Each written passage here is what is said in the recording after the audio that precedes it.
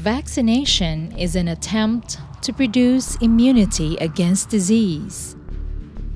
The Philippines established her expanded program on immunization, or EPI, to ensure that infants, children, and mothers have access to routinely recommended vaccines and be protected from preventable diseases. But the program has recently come under fire when a new vaccine has allegedly become the very reason for a number of deaths in children given the treatment. As of the making of this video, the case continues to be investigated. In this episode, we revisit the lofty goals of EPI with the National Department of Health in the hopes of coming to terms with new health crises, only here on Dynamic Living, the Total You.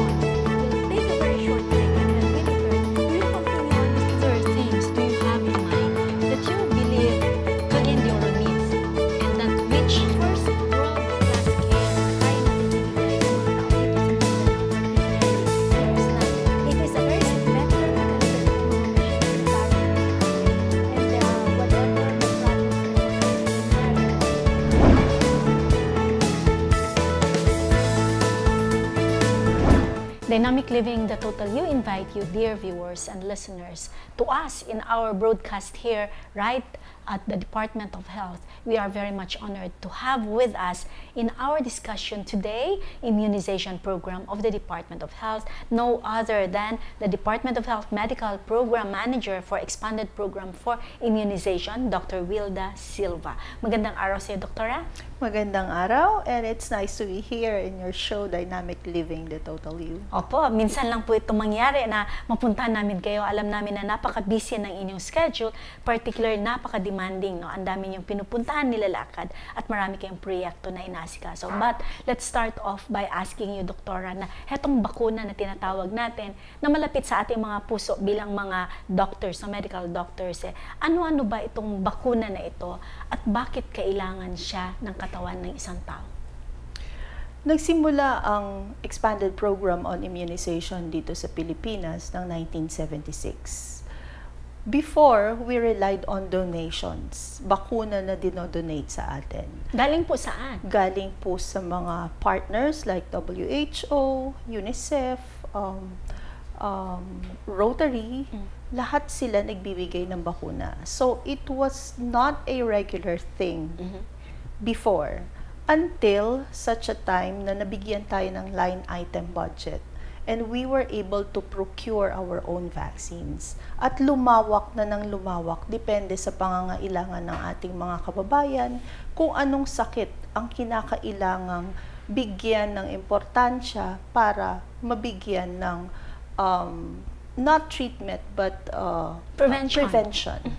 Sa tulong ng ating mga bakuna. In other words, Doktora, hetong bakuna na ito, simulan natin sa very basic para maintindihan ng mga kababayan natin, lalong-lalo na yung mga hindi masyadong nakakaintindi. Ano ba itong bakuna na ito? Ibig po bang sabihin, Doktora, pag sinabi ninyo na preventive siya, yung sakit na you are directing the vaccine at or against, something na pwedeng hindi niya makuha yung sakit na yon dahil binigyan siya ng, kumbaga, preventive measure. Tama yun, tama yun.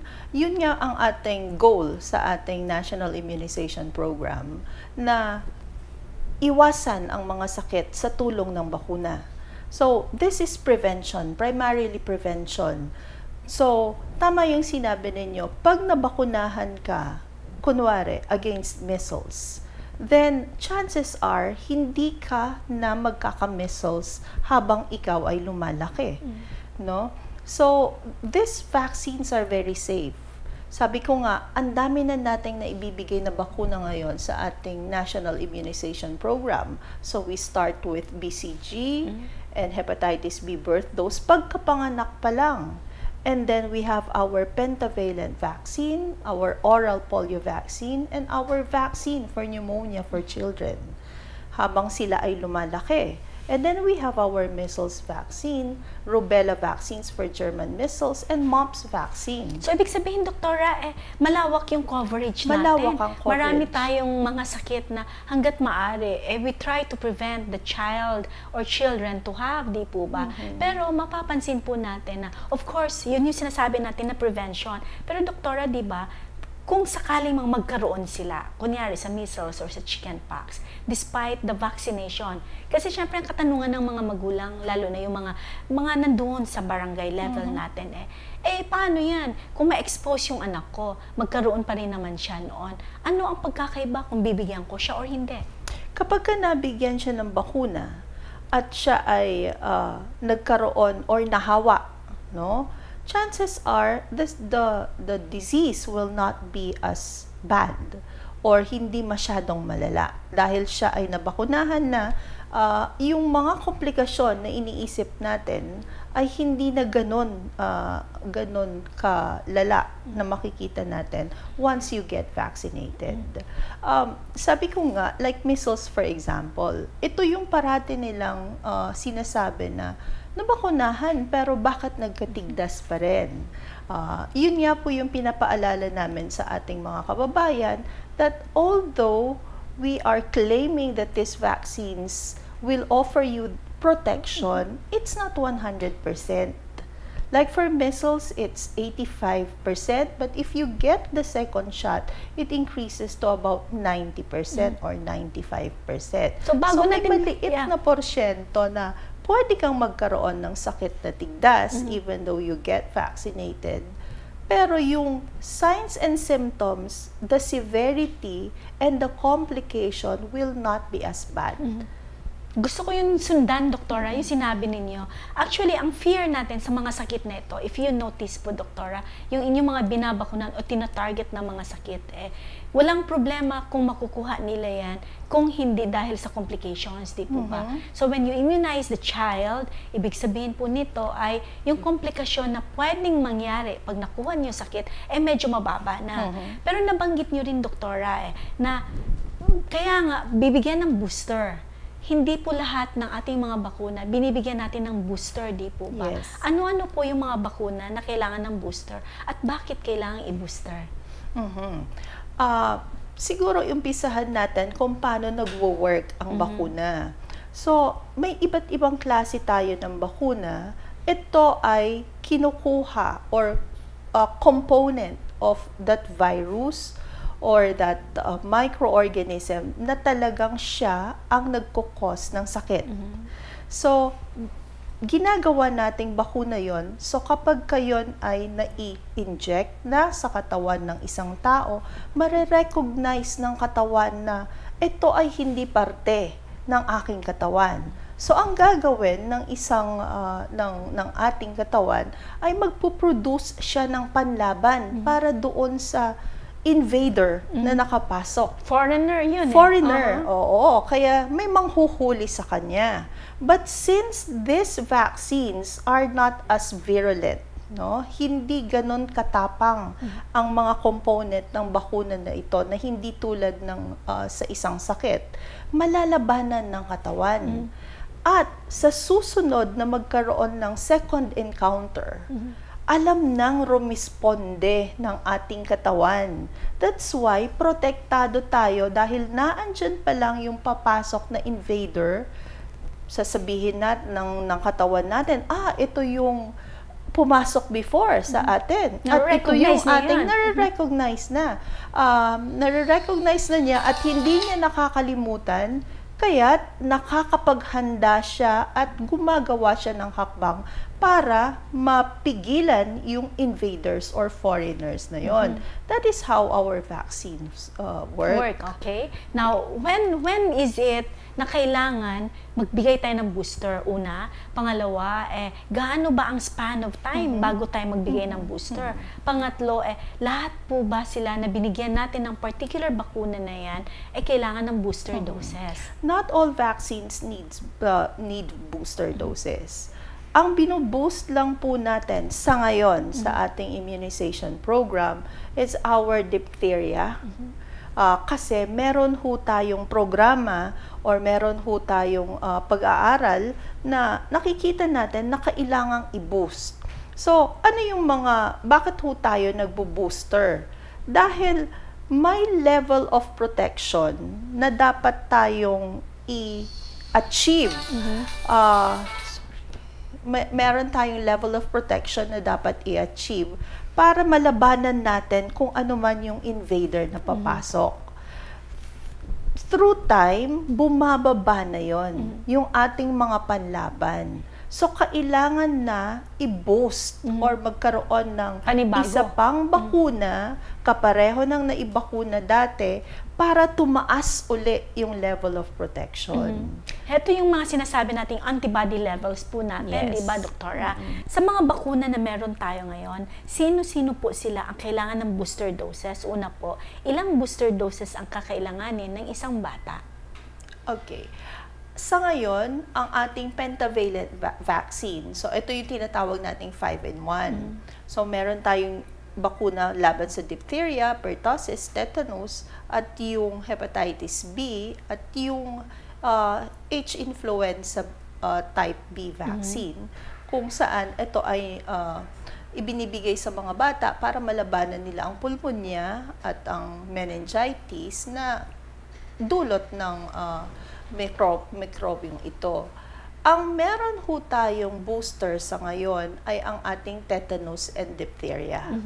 So, bakit ho tayo nangangailangan ng booster? Nabanggit ko nga kanina, bumababa na yung level ng protection. So, kailangan natin ng panibagong sipa or panibagong ayuda para malabanan yung mga incoming invaders. So, tetanus and diphtheria vaccines, ino-offer natin to sa ating mga grades 1 and grade 7 pupils. So, pagpasok nila, school entrance sila, binibigyan natin sila ng 1 dose ng tetanus and diphtheria. And then at 7 ulit, at grade 7. And at 7, yes. Iuulit natin siya.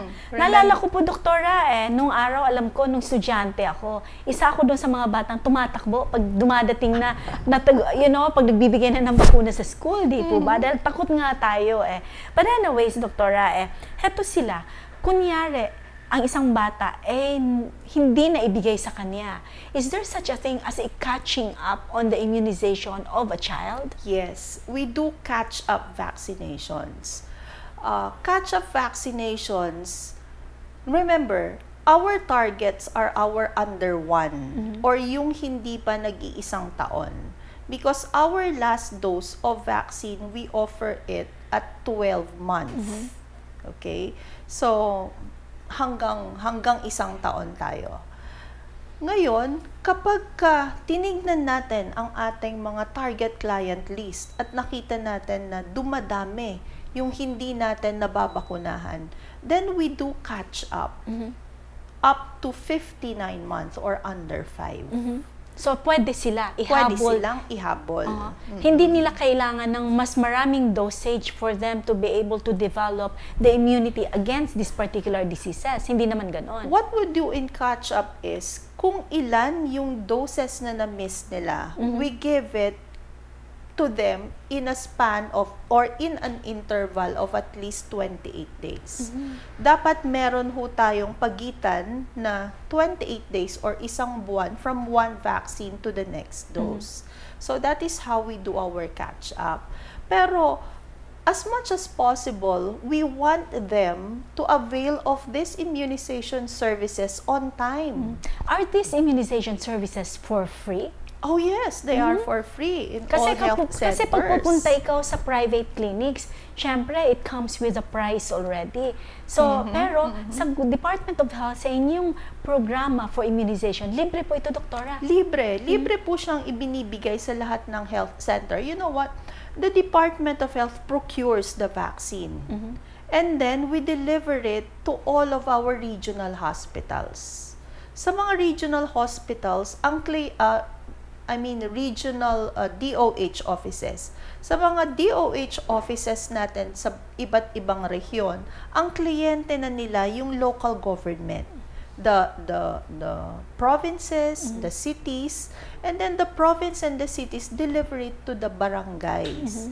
Yun yung kung saan nangyayari ang immunization at the barangay level, at the municipal level. Wala pong pinipili ito na recipient, Doktora? Walang pinipili. So kahit sino Walang pwede pumunta at dalhin yung anak niya. Kasi when we do our targeting and forecasting, the entire Filipino population under one, yun po yung aming target.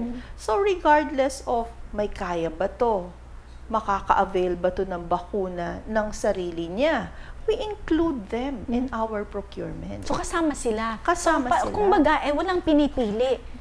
Making available these services to all the Filipino people. Yun yung gusto kong ipagdiinan natin ngayon. Pero Doktora, nabanggit niyo yung pentavalent, yung 5-in-1 so to speak. Meron po ba tayong mga bakuna nung araw, 1976 or before 1976 and the early part of the 20th century or 21st century na binago na yung combinations? O kaya naman nasabi natin, ineffective na ito na kombinasyon. Kailangan nating palitan ito ng ganito. Yes, it's not ineffective. Epektibo pa rin sila. The pentavalent, before we're giving DPT, wala yung hepatitis B, wala yung Hib na component ng penta. So, DPT lang tayo. But then, nakita natin, mas maganda at ang kanyang ang safety and efficacy kapareho lang. Plus meron pang dalawa. Dalawang nakadagdag. Oo, dalawa pang nakadagdag. Remember, when we were giving DPT before, at the same time, we were giving hepatitis B vaccine. Magkaiwala so, yun. dalawang injection yung bata. Now, we have our 5-in-1 na isang turok lang, nasa kanya na yung protection na ina-afford ng 5 types of antigens na naandun sa bakunang iyon. And these are safe, proven to be safe. Ang maikwento ko lang, ang nangunguna sa mga ganitong kombinasyon, usually are the privates. Diba? Totoo po yan. So, nung DPT tayo, 5-in-1 na sila. Ngayon, may 6-in-1 na nga sila eh. So, lesser injection, diba?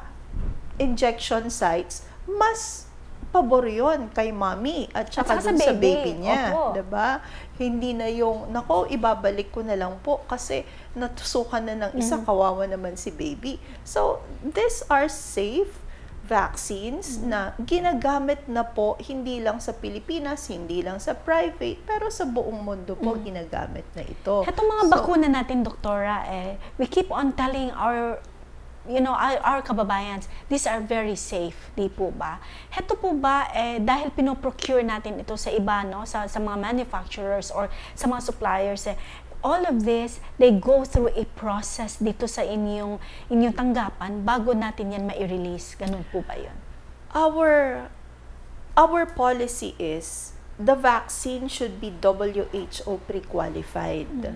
Kasi meron ho tayong assurance na ito ay dumaan na sa pag-aaral ng WHO. Hindi lang dito sa ating bansa, pero sa ibang bansa. At na-sertipikahan ng WHO na ang proseso ng paggawa ng bakunang ito ay naaayon sa kanilang pulisiya, na sumusunod sila dun sa patakaran at standards ng World Health Organization. So that is the very first criteria that we use kapag tayo ay nagpo-procure ng vaccines. And so far po, from the time that you sat here in this office po, ilan po kaya ang ating natulungan ng mga kabataan or population na nabigyan natin ng bakuna? Do you have a rough idea, Doktora? Now, in 2017, it's more than 1 million children ang nabakunahan natin kada isang antigen. So, nakikita natin na pataas ng pataas yung bilang ng ating nababakunahan habang tumataas din ang populasyon. So, sa ngayon, ang ating tina-target ay nasa 2.7 million. A year? A year. For all types of vaccines? For all types of vaccines. Because, remember, we are giving this for free. sa pamula pagkapanganak hanggang siya ay mag-birthday ng 1-year-old, diba? So, 2.7 million, this is based on 2.7%. That's how we compute. 2.7% of the population. Those are the proportion of the under 1. Kung tayo ay, ilan na tayo ngayon? 100 plus million. Oo, 100 plus million. So 2.7 would be for our children who needs the immunization po. Would you say, Doktora, na through the years, lumalaki at dumadami yung mga nanay, mga magulang na naniniwala naman na kailangang dalhin sa health center natin, barangay health units, yung mga kabataan upang mabakunahan po? Maganda ang ating relationship with the local government unit at napakaganda ng mga practices ng ibang mga local government units na sila ay talagang nag-advocate na ang bakuna ay ligtas at kinakailangan para sa protection ng baby. Before, we were not very challenged. No? I think I can say na 2016 and 2017 and 2018 are the challenging times in immunization because of the controversy brought about by one vaccine. Nagkaroon ho kami ng parang lamat ang aming relasyon between DOH, local government, and the community. Opo. Na supposed to be aming pinoprotektahan, di po ba? So ngayon po, patuloy ho kaming gumagawa ng paraan, patuloy po ang aming advokasya para lang sabihin na ang pagbabakuna ay isa sa mga pinakamagandang public health intervention. At saka yan po ang ating tinatawag na yan ang kasama sa Millennium Development Goals po, di po ba? So, puntahan po natin ngayon si MDG na yan. Alam naman natin na there are certain diseases na pinupuntirya natin to be eradicated, if not really 100%, but at least, no, bababa talaga. And classic example of that would be polio, di po ba? Na-attain na po natin to, di po ba? Yes. In 2000, nakita natin na kaya pala nating mag-eliminate ng isang sakit. So, we were certified by WHO that we have eliminated polio in the year 2000. 1993, I think, was the last, when we last saw a wild polio transmission. So, simula noon, wala na tayong nakita hanggat na-sertipikahan na nga tayo na by 2000, October of 2000, we were certified polio-free. At hanggang ngayon, wala pa rin ho tayong nakikitang panibagong kaso ng polio. At sana naman po, wala na tayong makita. Yes, correct. Pagtiwala sila sa bakuna na binibigay ng Department of Health. Otherwise, we will be seeing these cases again. Which is actually the problem now, di po ba? Because of this particular vaccine, Dengvac siya, for instance, with the scare that we have now, and alam naman natin na marami ding mga magulang, may agam-agam na ngayon na pabakunahan yung mga kabataan. So yung greatest fear natin as medical practitioners, not just, for the Department of Health itself, yung resurgence ng mga sakit na yan. Yes, correct. Dahil po, kapag nakita uli natin tong sakit na to, ay napakalawak na pagbabakuna, pagbabakuna ang ating gagawin. So, sana po ang ating mga kababayan ay magtiwala sa bakuna ng Department of Health, especially the proven vaccines which we have been giving since 1976 nung nagsimula ang expanded program on immunization. What are the common preventable diseases that are being addressed by the immunization program po ng inyong department po? Okay, so let's start with the birth vaccines. We have BCG, that is for extrapulmonary tuberculosis, and we have our hepatitis B birth dose para po sa hepatitis B. Again, the pentavalent, nababanggit ko na naman ang pentavalent, 5 klaseng bakuna ang naandon. Isa ang diphtheria, against diphtheria, pertussis vaccine against Tuspirina ang tawag nila sa Tagalog. Yung ubo hacking cough. Yes. Grabe Whooping cough. Yung masyadong mahabang pag-ubo, malalang pag-ubo. And we have our tetanus vaccine for tetanus. We also have our hepatitis B na siya yung parang pangalawang dose na ng hepatitis B vaccine. And then we have our Hib or H influenza type B for meningitis and pneumonia.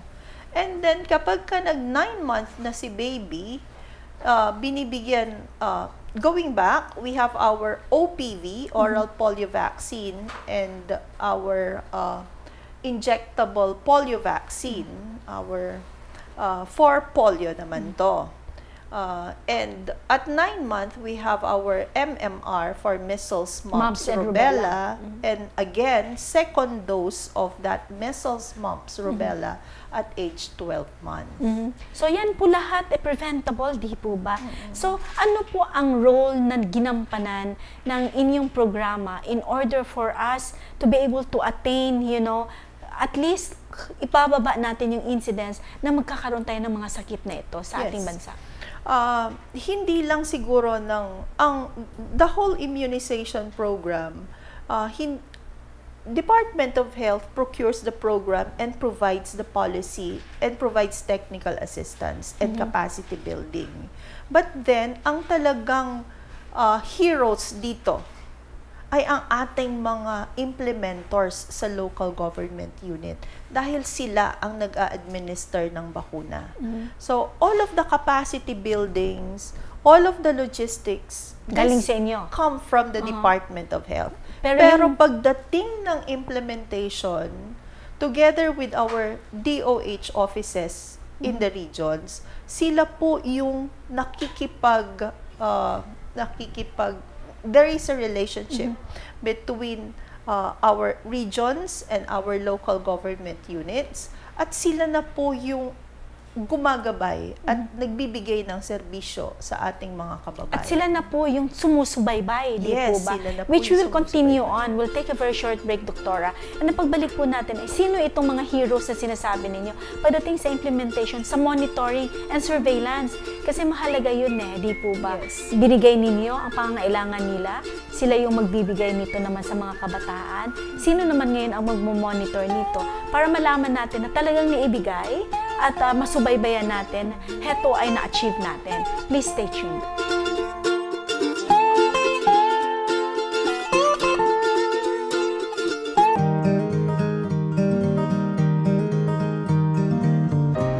Pagpapakuna ay maganda naman sa kalusugan ng mga bata para maprotektahan yung mga disease ba sa maganda sa kalusugan ng mga bata.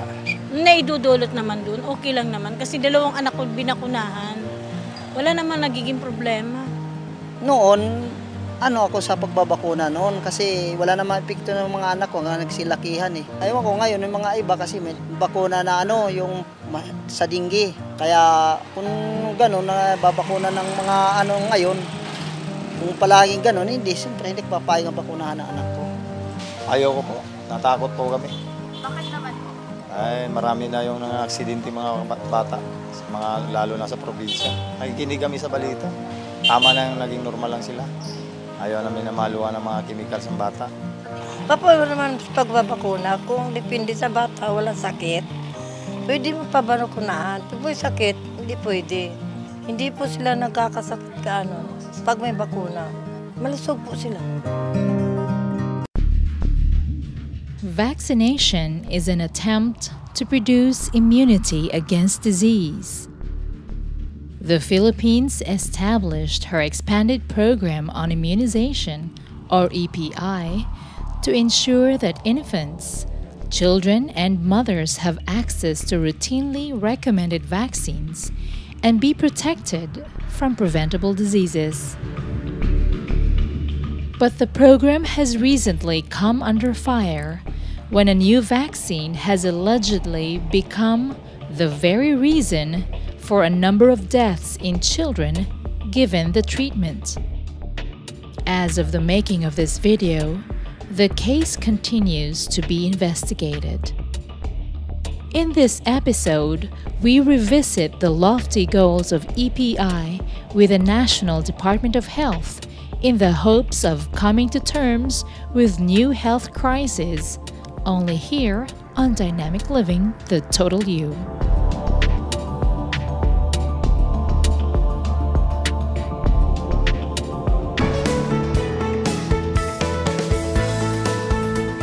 Welcome back to Dynamic Living the Total You with our guest here, Dr. Wilda Silva. She's actually the DOH Medical Program Manager for the Expanded Program for Immunization of the Department of Health.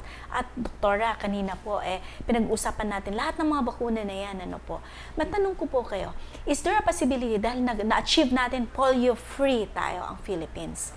Is it a possibility also na hetong measles ay ma-eradicate din natin, kagaya ng polio? Of course, there is that possibility na ma-eradicate, na ma-eliminate tong sakit na to. Pero kung sa ngayon, nakikita ko siguro natin na there are cases, not just here in NCR, but also in our regions in Mindanao area, na napakaraming nagkakaroon ng tigdas, dinadala sa ospital, no? May mga death din po tayo at nakakaawa itong mga sanggol na to. Bata pa sila, baby pa sila. So, wala silang pagkakataon na lumaki, mabuhay at maging kung anong gusto nila, no? Yes, we are working on that.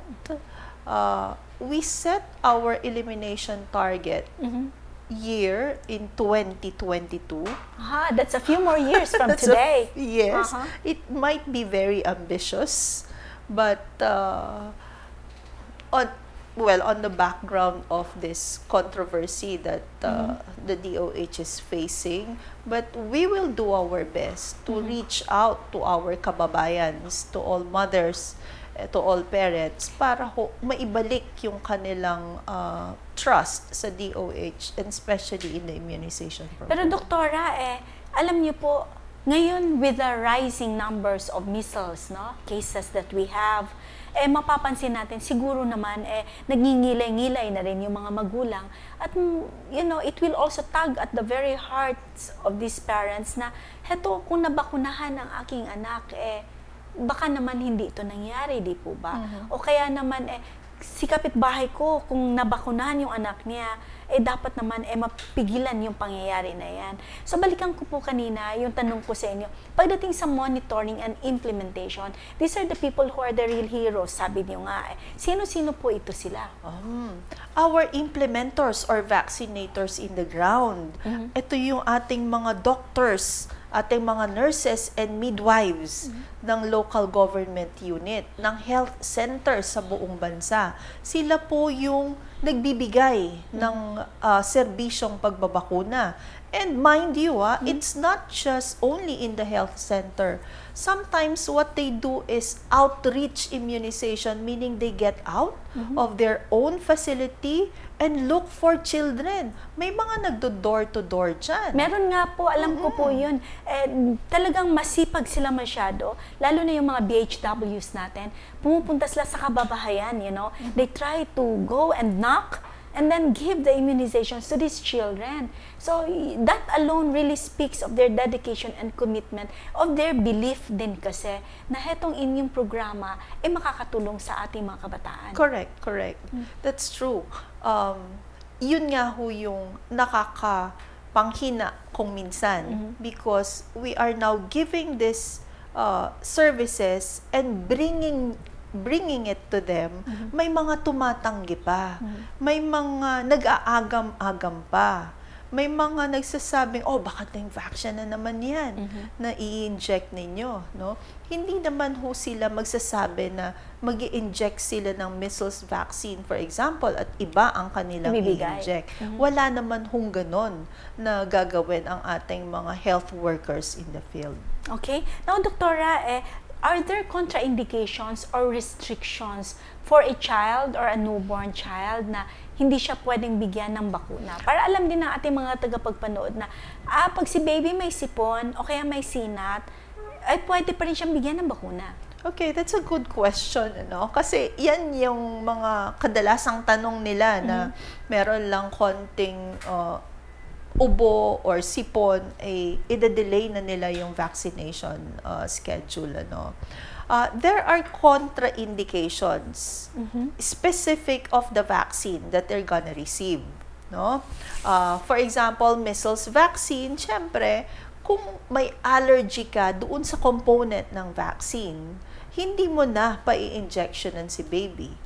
For the second dose, for example, kung nagkaroon siya ng allergic reaction during the first dose, then you will now delay or you will now defer the giving of the second dose. Pero what is the probability?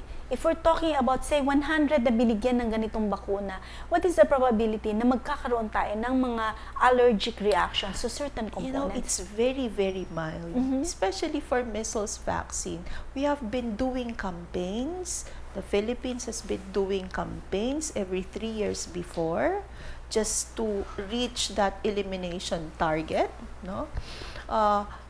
Very rare na nakagamit po kami or nakapag-refer kami ng bata nagkaroon ng allergy. It's less than, statistics will tell you, it's less than 0.01. So, sobrang negligible, in other Sobrang words. negligible. How are we, Doctora, with, in our immunization program, let's talk about the immunization program prior to the dengue baksha.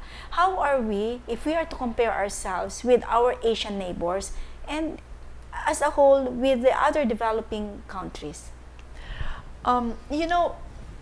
Philippines, ever since, we are self-procuring. We are a self-procuring country as far as vaccines are concerned. Hindi tayo nabigyan ng pagkakataon or hindi tayo nabigyan ng grant ng Gavi, for example. Other countries, our neighboring countries, some of them or most of them are Gavi-eligible countries. So, lahat ng bakuna nila na nasa routine immunization program nila ay meron hong nagpopondo. But Philippines is a self-procuring and a self-funding country. So, makikita ho ninyo, kung ikukumpara tayo sa ating mga neighbors na mayayaman, may mga bakuna na sila na hindi pa natin na-i-introduce, na kailangang i-introduce. But in terms of reach now, because our budget, we have our budget for 2017 and 18 na mas malaki kaysa sa nauna. We can now give vaccines nationwide. Nung una, the way we introduce vaccine is may pinipili tayong lugar. Kung saan nakikita natin ang kaso na mas mataas kaysa sa ibang lugar. Meaning, we prioritize. Kaya nga, kawawa naman yung mga hindi na pa-prioritize kasi maliit lang yung kanilang populasyon or maliit lang yung porsyento ng mga bata na nagkakaroon ng ganong sakit. But then, the Department of Health, as part of your programming and planning and vision for the program of immunization, you are going to take that into account so that it becomes, kumbaga, wala nang pinipili, kahit na maliit lang yan na populasyon, kahit hindi talaga sila ang targeted population, mabigyan din sila. Yes. Most of our routine vaccines in the EPI, nationwide na po ang implementation except for one vaccine. And that is the PCV13 or the pneumonia vaccine for children. So, yun lang po yung pinagtatrabahuan po namin para maging nationwide na yung implementation, because we really need those vaccines, that vaccine, to be implemented nationwide. Now, for coverage, if you're asking about coverage, medyo tayo ay nagtatrabaho pa ng husto because we are not even close to the 95% mark na sinet natin. Others are saying, because your population, your target is too high, like you're setting the target at 2.7, where in fact, medyo mababa na ngayon ang population growth. But we're looking at all evidences. Others might argue na, wala ng bata because our responsible parenting is working. Our our program is working. So, wala nang masyadong pinapanganak na bata. So, we are taking this in account. But then, how come we do experience outbreaks left and right? True. This means that we are not reaching the unreachable. Diba? May naiiwan pa ring mga bata na hindi nababakunahan. That's why outbreaks happen. And Doktora, with the setbacks that you have now, no, considering with just one vaccine na nangyari ito, and it happens during your term here as the manager of the program, what are the plans of your department? Now we are really working on, selling again national expanded program on immunization. So parang nagsisimula na naman Nagsisimula na naman, birthing pains again, na sasabihin sa kanila na itong mga bakunang ito ay proven na mabisa at safe. So we are starting again from scratch, no? Advocacy, creating demand. Dahil talagang makikita mong bumaba talaga yung demand for the vaccines. For all vaccines ito, Doktora? Yes, yes. Hindi lang ibig sabihin yung for dengue, kundi lahat na apektuhan. Sa lahat na apektuhan, at hindi lang doon sa rehiyon kung saan inimplement ang dengue, but nationwide. Yes. What would account for that? What do you think personally, on a personal level, bakit kaya nangyari yun? Kasi maniwala po kayo, totoo yan like sa sa Mindanao, hindi naman sila naabot noon and yet they are also greatly affected by this. Ano kaya ang rason, Doktora? Yes, because media has a huge role here. The media has a very big role here because, of course, if we can not go to provinces or regions, for example, not implementing the dengue vaccination, at nakarinig sila ng balita sa media, yun na yung paniniwalaan nilang totoo, even though it's not 100% correct. Di po ba? So, mapipick up na nila yan at mabubuo na lang yung kanilang opinion, and then they act on what they believe. So, yun po yung nangyari sa ating National Immunization Program. That because of one vaccine, yung lahat po ng bakuna, the 12 antigens, mind you, it's not just for under 1 or infants that we're giving vaccine. And even the older children. The older children, because we have our booster in school. Including plus yan. The HPV vaccine, which we give in grade 4 also, school-based strategy, female. And we have also our senior citizens vaccines and vaccines for pregnant. So, lahat nito na apektuhan, especially the vaccines given in school. Not just vaccines given in school, but services given in school. Like our deworming, giving out fear sulfate. Paano natin matutulungan ngayon yung programa, Doktora? Yun yung aming mga katanungan sa inyo ngayon. Yun. Ang ginagawa talaga namin ngayon ay pinaiigting namin ang aming advokasya sa EPI, sa National Immunization Program. We want to gain the trust of the community back to DOH and back to EPI. So, may mga binibigay po kaming babasahin, and our health promotion and education officers in the ground are doing their community outreach programs, doing advocacy. Ang dami na nilang ginagawa just to sell again EPI. So, parang marketing strategy naman tayo ngayon ulit. Para naman natin makuha ulit ang kanilang tiwala, and they would allow us to do this again. So, what would be the greatest, what is your vision? Let's talk about your vision for the program. Aside from gaining back their interest and their trust. Well, it's always my vision na wala na akong makikitang bata na nagkakasakit ng vaccine-preventable disease. That is always my vision. As much as possible, I want to see children na lumalaki, masaya, malusog, at naa-achieve niya kung ano yung kanyang ambisyon. That is my vision for expanded program on immunization. And what more can we do for us to be able to attain that vision? We cannot do it alone in DOH. We need partners. We need collaborators. I mentioned to you how EPI works. We procure, we develop policies, guidelines, we provide trainings, capacity buildings, but our implementers are the local government units. We need their cooperation, we need their help, we need their support to EPI. So how are we going to address, there are also groups of people who are advocating against the immunization program. So how are we going to, find a balance between putting these groups back into the fold so that they would also help us out in this program? We reach out to different organizations. May mga ginagawa tayong mga pagpupulong at tuloy-tuloy ho ang ating communication sa kanila. Maraming nagtatanong sa atin through email, through phones, at lahat to binibigyan natin ng tamang impormasyon.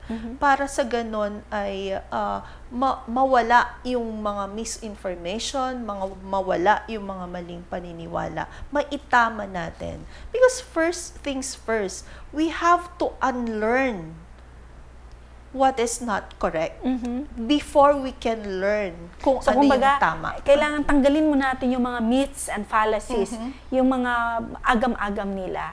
And yun na nga lang, ang problem natin is there is something there that's blocking that one. So if we're able to solve this problem, I think that it will be better for the immunization program. Yes, I hope our voices will be louder than the voices of those who are campaigning against vaccination. We have shown really that vaccines and vaccination work. We have eradicated polio, we have eliminated maternal and neonatal tetanus, and we set our goal for measles elimination in 2020, although as I have said, that's very ambitious. What about TB, which is very prevalent also? We have the BCG, of course, pero yun na nga, sinasabi natin, even extrapulmonary tuberculosis today is still there. Like I do get to see patients who have TB of the lymph nodes, TB somewhere else, not in the lungs anymore. Correct. Remember, the BCGs for extrapulmonary tuberculosis, and it is a time-bound vaccine, meaning you have to give it to children as much as possible. At birth, ibinigay mo na yon. Because gone are the days na hindi mo nilalabas ang bata. Makikita ko may newborn nasa mall. Nasa mall, correct. O nasa palengke. Nasa palengke, kasama. Kahit saan lang. Correct. So, kailangan nare-realize nila na ang binigay na schedule ay hindi lang for the convenience of the health worker. Pero meron hong scientificong basihan yan. Kaya may mga schedule sa pagbabakuna. We want to protect them early. So may mga schedule tayo. Unfortunately, our BCG, when you look at the efficacy of BCG, it's 80-85%. Hindi ganun, hindi siya umabot ng 100%. Hindi umabot ng 100%. So, mapoprotektahan siya, no?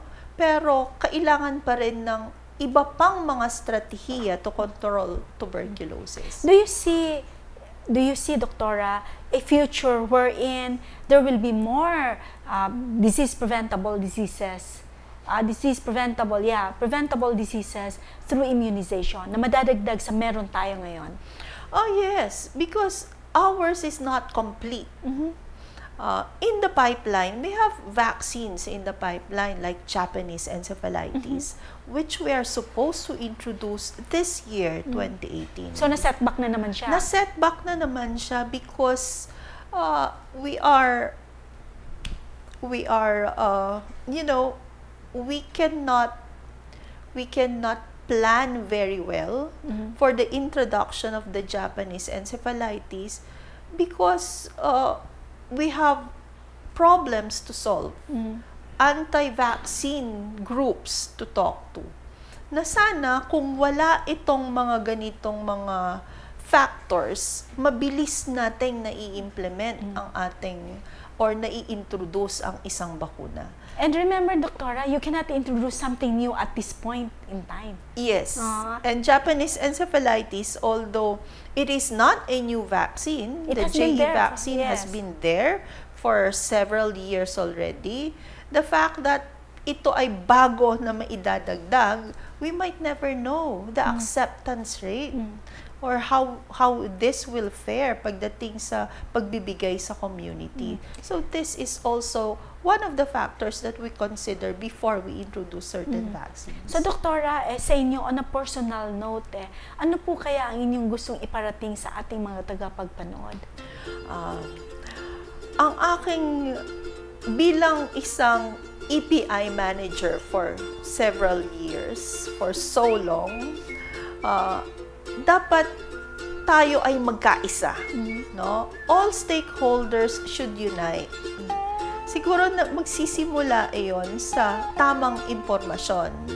Tama na ho yung pagbibigay ng nakakatakot at maling impormasyon na nakakasira ng mga ibang bakuna or ibang programa na dating ini-implement na wala na nakitaan naman ng magandang resulta. So, for all mothers, for all parents na may mga anak na kailangang bakunahan, magtiwala ho kayo. The Department of Health, being the guardian of health of the community, is doing all it can to give you the best possible service, the quality services. Our vaccines are effective, our vaccines are safe. Hindi ho tayo bibili ng bakuna in the routine immunization program na makakasama. Ang mga bakuna natin has been there since 1976. We have proven their efficacy. Bakit? Dahil na-eliminate natin ang polio, na-eliminate natin ang maternal and neonatal tetanus. So those are proof na nag-work yung ating bakuna. So, ang aking panawagan, sana po ay ibalik po natin ang ating tiwala sa DOH, ibalik natin ang pagtitiwala natin sa mga EPI vaccines in the routine immunization program at dalhin natin si baby sa pinakamalapit na health center para siya ay mabakunahan. Parati ko ngang sinasabi, although we are procuring all of these vaccines, pero kung walang magbabakuna, hindi maibibigay yung nandyan binili. Nandyan man sila pero hindi natin magamit, naging useless po. Thank you so much, Doktora. No? I know that your message rings loud and clear, and kami nga po dito sa media ay kasama niyo po dito upang iparating sa mga kabaybayan natin na ang pagbabakuna po ay very safe. As a matter of fact, ako po ay isang nanay din po at may 3 anak at sila po ay nakabakuna din, no? Kagaya natin dahil naniniwala po tayo. Remember that prevention will always be better, and for us to be able to embrace the programs of the Department of Health in order to help us out, bring a healthier community, better children who will become useful to the community.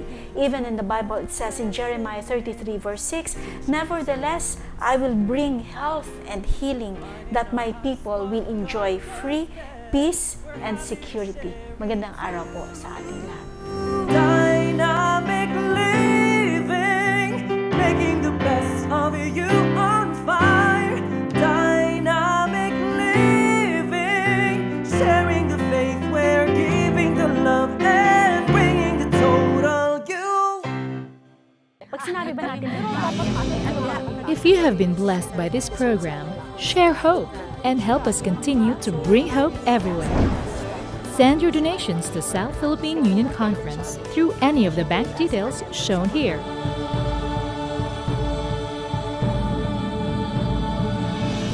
Hope Channel, sharing love, changing lives.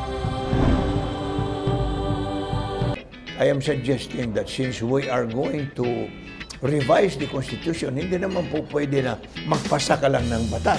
Hindi biro ang mga hamong hinaharap ng isang taos-pusong public servant. Kaya kinakailangang maging matatag at malusog ang puso, isipan at lalo na ang katawan.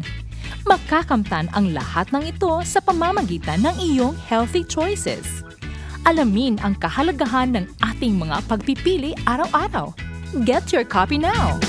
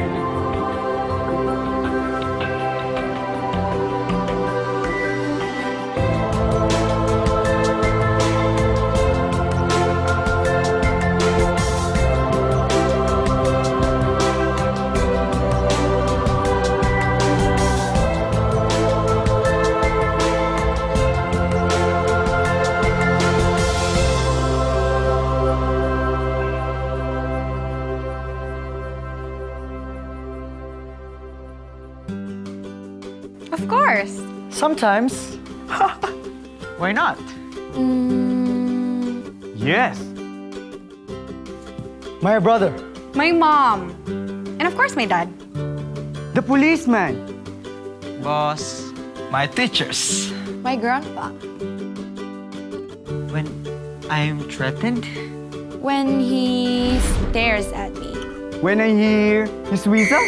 When they raise their voice. When they call me by my full name. Whenever he calls me like this. Hey, come on, bro. Because they're the law. He's older than me. My grade would be at stake. They're my parents. Since I'm younger than him, I'll be fired if I don't. You know. Obedience is more than a state of being obedient. It is our willful practice of obedience, conscious decision to obey policemen, to obey our parents. teachers. It means submission to the rules, which are meant to keep us safe. Likewise, obedience is a manifestation of love. I respect my I love my mom, I love my dad. Older brother. Besides, it says we obey our grandparents, our older brother, people of authority, our boss, our parents, in the Lord. For this is right.